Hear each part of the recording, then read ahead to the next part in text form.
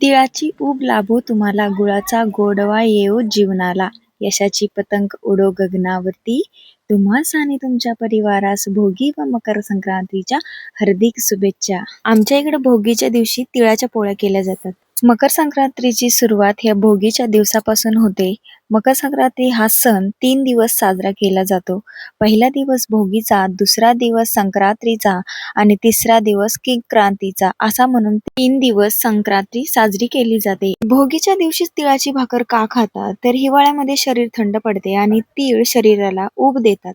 तिळात calcium, iron आणि ताकद असते, म्हणून हाडं मजबूत होतात. आयुर्वेद सांगतो ऋतूप्रमाणे आहार हवा आणि हिवाळ्यात तीळ सर्वोत्तम.